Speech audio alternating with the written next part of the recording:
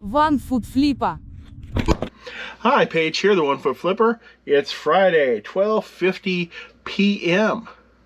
I'm going to try to hit the bins for the 3 p.m. reopen if I can get this video posted in time, which means also includes the 20-minute wait for YouTube to do it, and I've got to still finish filming and editing it.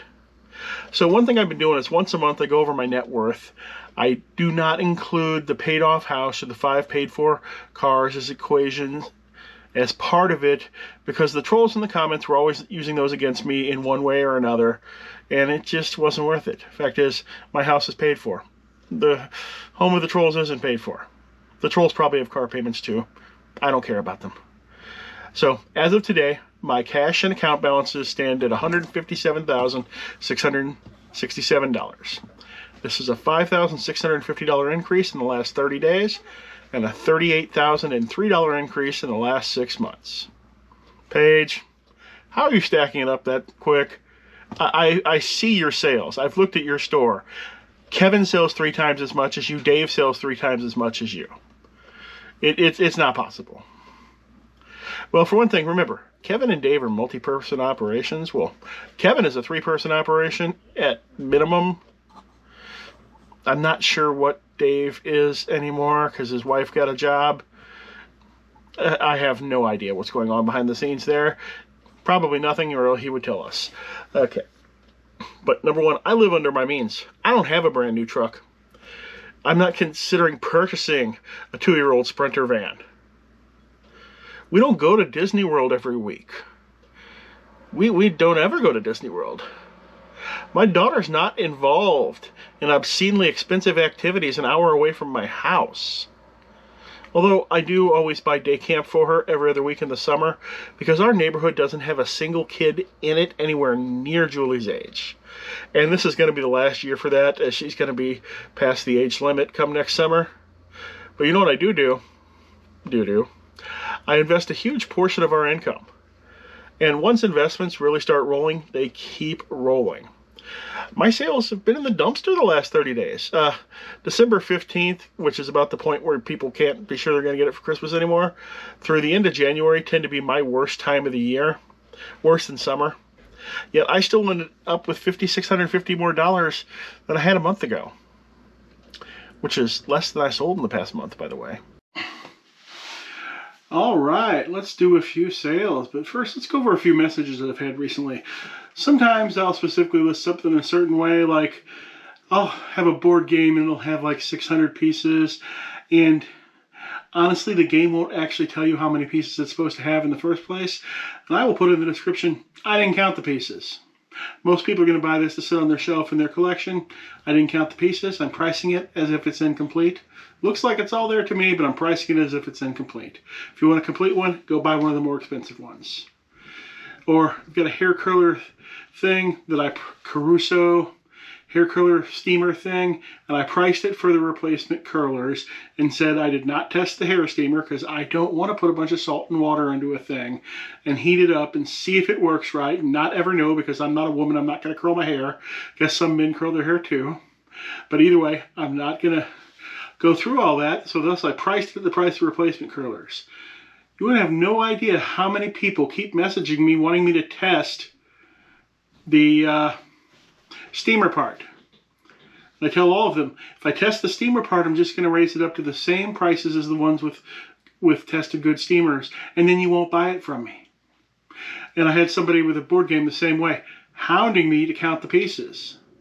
And I said, I'm not counting the pieces. If I had to count the pieces, I'd have to put in the labor and I'd raise the price. Just buy the one that's $10 more right now that says it's complete. Oh, so I guess you're happy selling an incomplete item. Yes, sir, I am. I know I just said the bats don't sell in the winter, but apparently they do. I sold this Easton 21-ounce green softball bat, $26.99. It's a bin's fine, probably cost about $3 by the weight, maybe $4. Not bad. I sold a personalized ornament, $6.99. You're not seeing it because I can't ship it out, because like 50% of my ornament customers now, they don't tell me what name they want on it. I think they just think I'm going to know somehow. And then they also don't respond to the message I send asking them. I always end up having to text them. It drives me nuts. or even worse, call them on the phone because the phone number is a landline. Sold this Warhammer Underworld set. What's it even called? Elfan Soul Raid. It's about 4 figures and 2 decks of cards. Sells for $26.88 from the big Warhammer buy. Well into the profit. A hand-carved monkey pod dish. Where's that made? In the Philippines. $9.78. This is a Ben's find. I had about $1, probably have about $1 into it.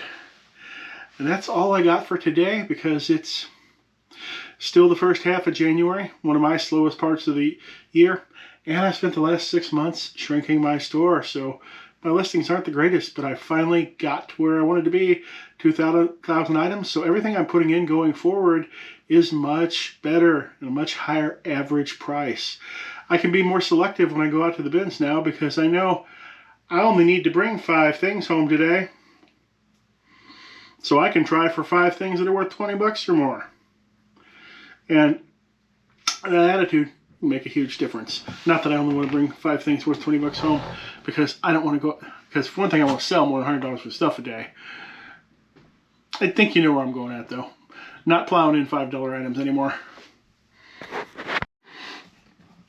Not sure if I ever showed you this before, but I've been getting some stuff at the bins that I've been doing a little bit of painting and crafting on to just make cool looking stuff and scenery stuff for war games and Dungeons and Dragons. Like, here's an example. There's a Monster Jam dragon. That's just a dragon tower. But look, here's the same one that I gave a repaint to. What do you think? How'd I do? And what if once I finish the other one, I set them up just like that and make the heroes walk through them like in the Never-Ending Story?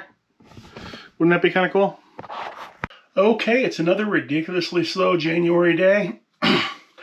I was a little bit worried. I thought maybe I was approaching some sort of all-time low.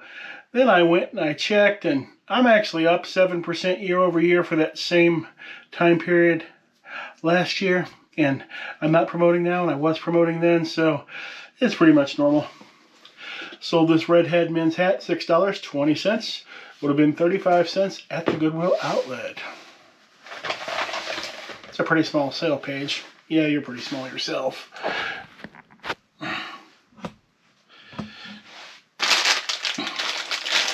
I sold 3 Holly Jolly Snowman wreath ornaments. These will be blanks when I send them out. 18 plus ship. For $30, I sold this non-working watch body. This is a 70s Timex digital watch body from when digital watches were pretty much brand new. I got this in a lot from Commonwealth Picker some time ago, and at first I thought the lot was all just junk, but it really was just all super long tail, and I've made plenty of money off the lot now, although nothing sold off for like 6 months. A Martha Holcomb figurine, $8.78. This would have been a Ben's find. It's also glass. Would have had about 6 cents into this. I sold a round personalized ornament for $6.99. The person finally sent me the name they wanted on it. And that's all the sales I have for today, unfortunately. So every day when I come downstairs to pack my orders, I also go through a couple of my red dot locations. I've got 4 tubs full of red dots, and note that I wrote BS box on this one. That has a meaning. And I think I've got a couple of red dot boxes as well. I do have some red dot boxes. Empty, empty, empty. Are any of them full? No, okay, apparently I only have red dot tubs left now. The red dot tubs are things that were not listed when I inventoried this whole place, and that I thought might possibly be worth listing.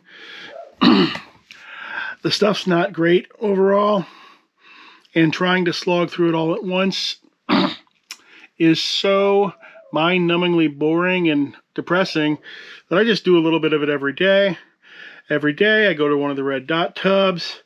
I pull out some stuff that I've decided is definitely bad, and I toss it into the BS box tub. Like bad hats, a whole bunch of off-brand cases, a craft kit that nobody'd ever buy, this Bluey plush who doesn't make the price cut off, and so on. And eventually that stuff gets loaded up into big boxes, and people buy the big boxes for some reason. They sell every single time. And then I pull out a few possible candidates to actually list. I'll take my pictures. I got a Warhammer rulebook, a gaming card mat, a Phineas and Ferb helmet, and a big stack of post on bulletin board stamp things from the 60s where this is the announcement of the new stamp you're supposed to post on the bulletin board, and somebody's put the stamp on it and got it canceled that day. I tried to sell those as singles years ago. My friend John Ceramic found those for me at the bins years ago, or possibly a garage sale, and he gave them to me. I think I sold 2 as singles before I gave up and pulled them, and I think they were both ones related to Apollo missions. I'm just going to list those all in one big lot now. I'll take all my photos of this stuff, and I'll bring it upstairs. I'll import my photos, and I'll list them. And if they don't make it, when I go back downstairs, into the BS box this stuff goes. Hey, let's get back to money for a moment. You're probably hearing a lot of people talking about silver right now. Resellers and reseller groups very rarely talk about investments. And not only do I keep hearing about silver and reseller groups, it's cropping up in places like car groups and miniature groups, and just my friends in general are talking about it. In fact, I've been insulted in multiple Facebook threads because I'm so stupid as to have money in a silver-related ETF instead of just having $10,000 or $20,000 worth of physical silver sitting in my closet where somebody could steal it. Or I could go on vacation for a week and miss the top entirely. Or I could be unable to sell it because the price started sliding hard and every place in town stopped buying. You know that's a thing, right? I don't know if you knew that was a thing. One of Kevin's fans actually went so far as to say I was the biggest idiot he had ever heard, and I simply could not be educated. All because I wanted to form that commodity that I could actually sell on demand rather than end up stuck with or get stolen from me. And you know, there's a bit of a side mentality that goes along with this, where the metal owner thinks that on some level that metal is going to protect them in a complete economic collapse or a collapse of society. Just ignoring the fact that a complete economic collapse of America would take the world with it. Nobody would want or need the silver. No, they'd want food. And a complete collapse of society, if that happened, their neighbors with hungry children would make short work of them in order to steal their food supplies long before things ever stabilized enough to make that silver desirable again. And also, cheating on their taxes in any way possible is very related to that mindset of never getting that silver onto an exchange or in any sort of paper form. They want it physical so they can sell it for physical cash and not pay any taxes. Because, you know, they're good, honest people. Now, I'm not saying that there isn't money to be made in silver. I'm saying that I wouldn't be hoarding a bunch of it in my closet. I actually made a 50% return on multiple thousands of dollars in only 3 weeks on the, actually it was on $2,000. I turned $2,000 into $3,000. In 3 weeks on the SLVR ETF, selling it every time it had a massive jump, and then rebuying it on the inevitable major dip the next day. While I was always holding multiple days, this is still pretty close to day trading, so I don't suggest you do that at all. Or at least make sure that you're okay with long-term holding whatever 2 things you're flipping the money between, because one major drop would break that entire process. And you don't want to break your process. You might hurt yourself. Hey, thanks for making it all the way to the end. It is now 1 p.m. No, it's almost 1 p.m. Do you think I'm going to manage to finish filming, editing, and uploading this in the next 80 minutes in order to make it to the bins on time? So, post it in the comments. Hey everybody, my name is Chrissy, and thank you for watching One Foot Flipper. Okay, now that it's just us, I got the message. You do not want daily videos from me, you won't watch them. My last 3 videos are my lowest performing videos on record, despite the fact that there was no change in quality or time that I put into them. I'm going to slow it down a bit because I'm just not interested for you to tune it.